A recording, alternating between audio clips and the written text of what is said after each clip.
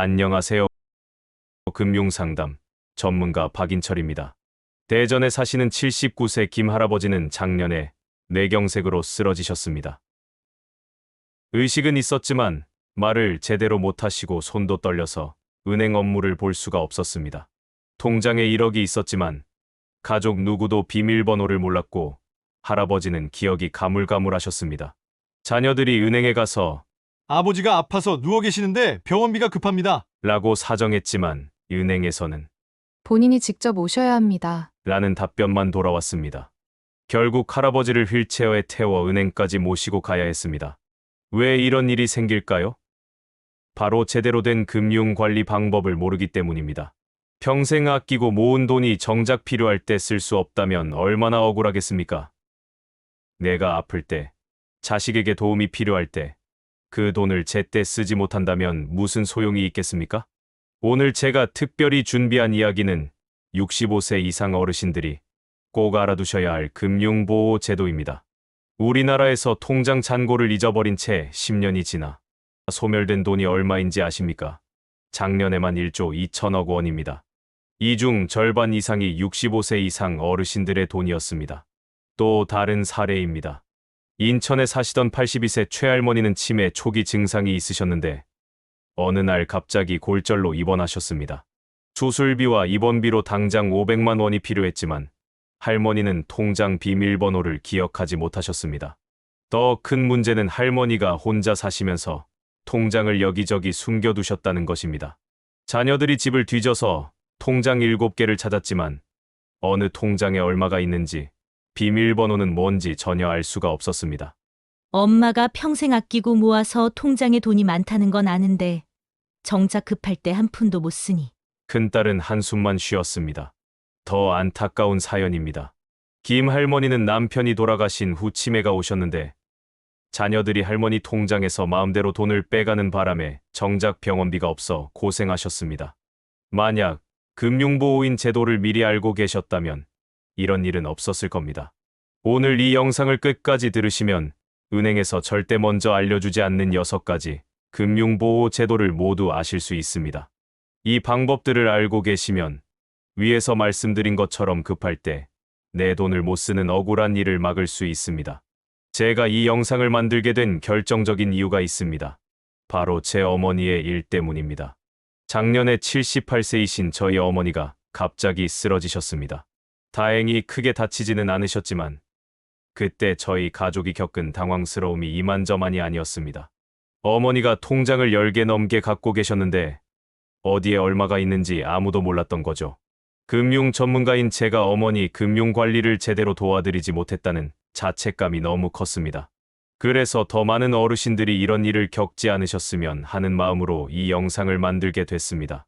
여러분도 이런 일을 미리 막고 싶으시다면 지금부터 제가 들려드리는 이야기를 꼭 기억하세요.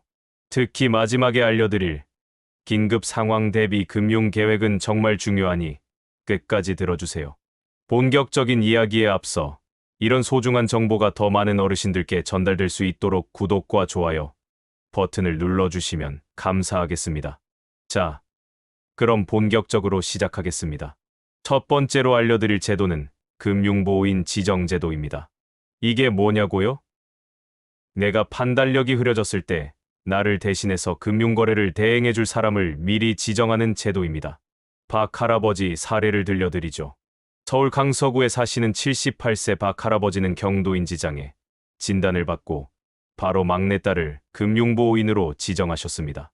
처음엔 아직 멀쩡한데 뭘 그런 걸 하냐? 고 하셨지만 제가 보험 드는 것처럼 미리 준비하는 겁니다 라고 설득했죠. 1년 후 박 할아버지 치매가 심해지면서 큰아들이 아버지 통장에서 5천만 원을 빼내려 했습니다. 하지만 금융보호인으로 지정된 막내딸의 동의 없이는 큰돈을 인출할 수 없어서 재산을 지킬 수 있었습니다. 또 다른 사례입니다. 부산에 사시는 82세 최할머니는 혼자 사시는데 얼마 전 동네 아는 사람이 급하게 돈이 필요하니 잠깐만 빌려달라며 찾아왔습니다. 평소 같으면 선뜻 빌려주셨을 텐데 금융보호인으로 지정된 조카딸에게 먼저 전화했더니 고모, 그 사람 동네에서 돈 빌리고 안 갚기로 유명해요. 라며 말렸습니다. 금융보호인은 어떻게 지정하냐고요? 아주 간단합니다. 거래하시는 은행에 가서 금융보호인 지정하고 싶다고 하시면 됩니다. 신분증과 가족관계증명서만 있으면 30분이면 끝납니다. 여기서 중요한 팁.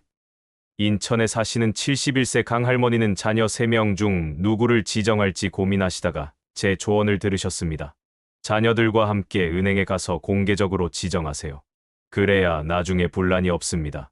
결국 가족회의를 통해 제일 가까이 사는 둘째 아들을 지정하기로 했고 다른 자녀들도 수긍했습니다.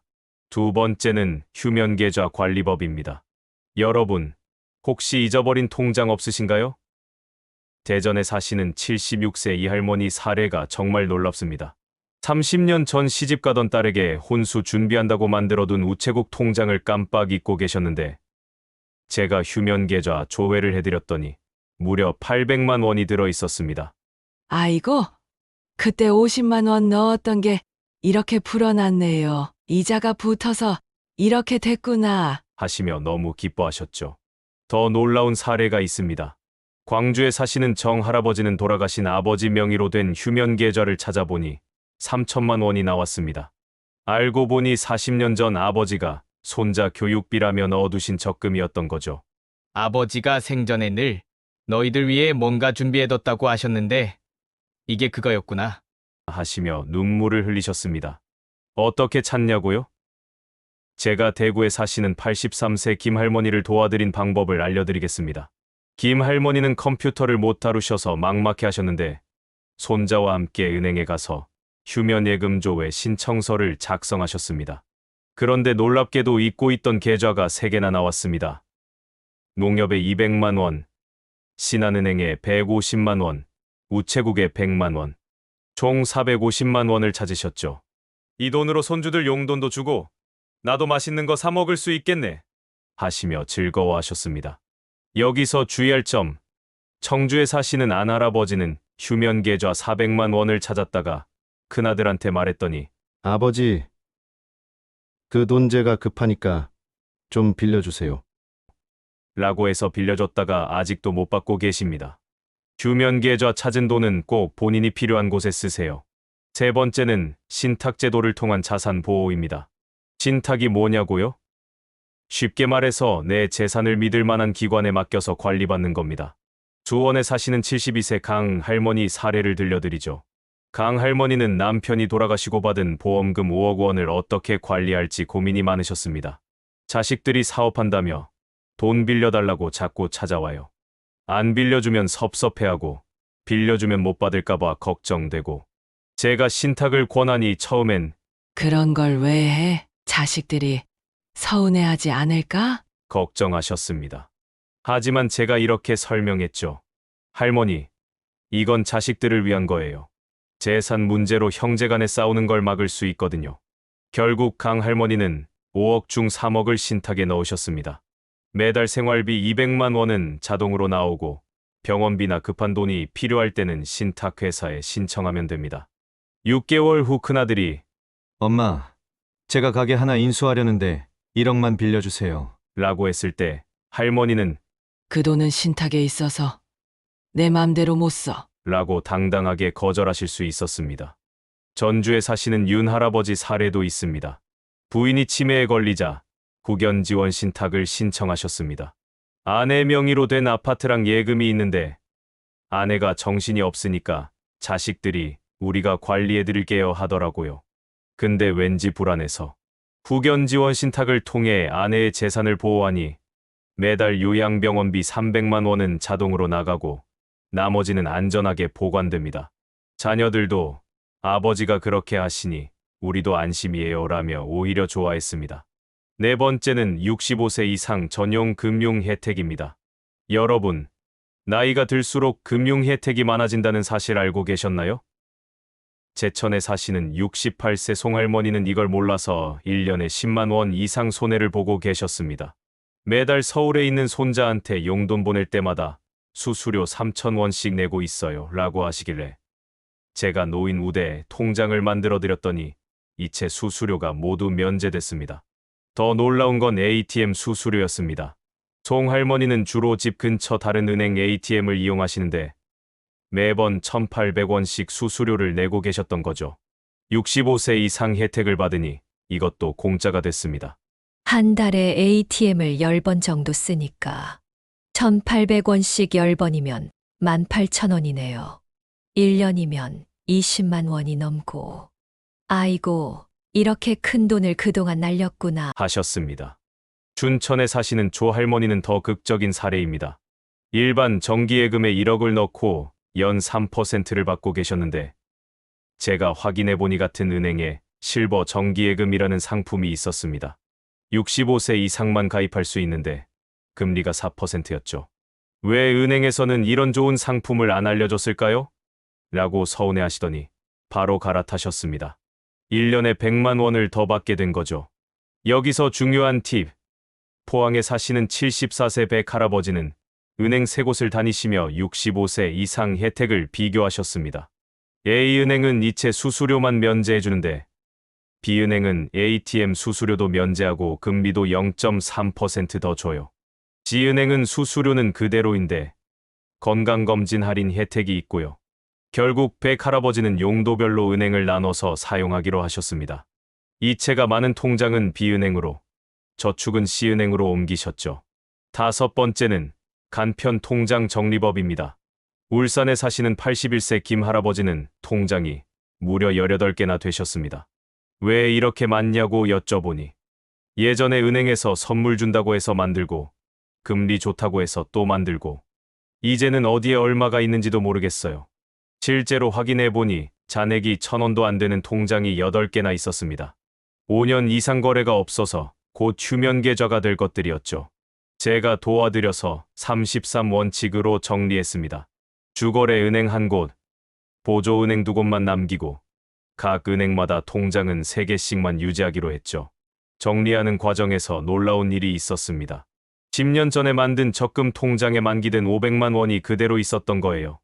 아이고, 이걸 깜빡했네.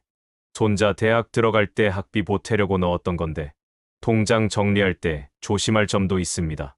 목포에 사시는 이 할머니는 급하게 통장을 정리하다가 연금 받는 통장을 해지하는 바람에 한 달치 연금을 못 받을 뻔했습니다.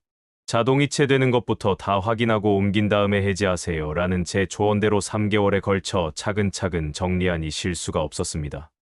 6번째는 긴급 상황 대비 금융 계획입니다. 작년 겨울 대전에 사시는 박 할아버지가 길에서 갑자기 쓰러지셨습니다. 의식을 잃은 상태로 병원에 실려갔는데 가족들이 당황한 건 의료비 때문이었습니다. 아버지 통장 비밀번호를 아무도 몰라요. 급하게 수술해야 하는데 수술비가 없어서. 다행히 박 할아버지가 깨어나셔서 해결됐지만 이 일을 계기로 금융 비상 계획서를 만드셨습니다. 안동에 사시는 75세 정 할머니는 이렇게 준비하셨습니다. A사 용지에 이런 내용을 적으셨죠. 주거래 통장 농협 지점 계좌번호 끝자리 1234. 비상금 통장 국민은행 지점 계좌번호 끝자리 5678. 의료실 비보험 생명 증권번호 끝자리 9012. 비밀번호 힌트 큰손자 생일 결혼기념 1월. 이 종이를 봉투에 넣어 봉인한 뒤 큰딸과 작은아들에게 각각 한 부씩 맡겼습니다. 엄마가 갑자기 어떻게 되면 이 봉투를 열어봐. 평소에는 절대 열지 말고. 의정부에 사시는 최할아버지는 한 걸음 더 나아가셨습니다. 의료비 전용 통장을 만들어서 매달 10만 원씩 자동이체로 적립하기로 하신 거죠. 한 달에 10만 원이면 부담스럽지 않잖아. 1년이면 120만 원, 5년이면 600만 원이야. 갑자기 입원해도 당황하지 않을 만큼은 모이겠지. 실제로 작년에 최할아버지가 무릎 수술을 받으셨을 때 이 통장에 모인 300만 원으로 여유 있게 치료받으셨습니다. 디지털 금융 안전도 중요합니다. 성남에 사시는 82세 윤 할머니는 작년에 보이스피싱으로 2천만 원을 날릴 뻔한 적이 있습니다. 검찰청이라고 전화가 왔는데 내 이름으로 대포 통장이 만들어졌다고 하더라고요. 겁이 나서 시키는 대로 할 뻔했죠. 다행히 은행 직원이 눈치채고 할머니 이거 보이스피싱 같은데요? 라고 해서 피해를 막을 수 있었습니다. 그 후로 윤 할머니는 이렇게 대비하고 계십니다. 하루 이체 한도를 100만 원으로 낮춤. 해외 송금 기능은 아예 정지. 의심스러운 전화는 일단 끊고 직접 기관에 전화. 마지막으로 여수에 사시는 86세 곽할아버지의 종합적인 준비 사례를 소개하겠습니다. 곽할아버지는 작년에 제 상담을 받고 이렇게 준비하셨습니다. 금융보호인으로 며느리 지정 아들보다 며느리가 더 꼼꼼하다고 하시. 휴면계좌 조회에서 잊었던 300만 원 회수. 재산의 절반을 신탁으로 보호. 통장 정리해서 18개에서 5개로 축소. 65세 이상 전용 금융상품으로 전환해서 연 150만 원 추가 수익. 금융 비상계획서 작성해서 가족들에게 배포. 이렇게 준비하고 나니 마음이 참 편해요. 자식들도 아버지가 미리 준비하시니 우리도 안심이라고 하고요. 여러분, 오늘 제가 들려드린 이야기들은 모두 실제 사례입니다. 이런 준비를 하신 분들과 안 하신 분들의 차이는 정말 큽니다. 준비하지 않으면 어떻게 될까요? 부천에 사시던 민 할머니는 치매에 걸린 후 큰아들이 할머니 재산 3억을 다 날려버렸습니다. 다른 자녀들이 뒤늦게 알았지만 이미 늦었죠. 인천에 사시던 한 할아버지는 휴면계좌 2천만 원이 국가로 귀속된 지 5년이 지나서야 알게 됐습니다. 찾을 수는 있지만 절차가 너무 복잡해서 포기하셨죠. 반대로 준비를 잘하신 분들은 어떨까요? 용인에 사시는 장 할머니는 금융보호인 제도 덕분에 치매에 걸린 후에도 재산을 안전하게 지키셨고 자녀들 간의 다툼도 없었습니다. 평택에 사시는 오 할아버지는 휴면계좌에서 찾은 1,500만 원으로 손자 결혼 선물을 해주셨습니다. 잊고 있던 돈이 이렇게 요긴하게 쓰이니 너무 기쁘다고 하셨죠. 여러분, 지금 당장 실천하세요. 내일로 미루면 잊어버립니다. 오늘 당장 할 수 있는 일, 거래은행에 전화해서 65세 이상 혜택 문의하기, 휴면계좌 있는지 확인하기, 통장 개수 세어보기, 가족과 금융보호인 지정 상의하기. 이 영상을 끝까지 들어주신 여러분께 감사드립니다. 혹시 주변에 이런 정보가 필요한 어르신이 계시다면 꼭 이 영상을 공유해주세요. 오늘도 인생지의 채널과 함께 해주셔서 감사합니다. 마지막으로 한 말씀 드리면 돈은 쓰라고 있는 겁니다. 하지만 지킬 건 지키고 준비할 건 준비해야 마음 편히 쓸 수 있습니다. 오늘 제가 알려드린 6가지 방법으로 여러분의 소중한 노후 자금을 안전하게 지키시길 바랍니다. 건강하세요. 감사합니다.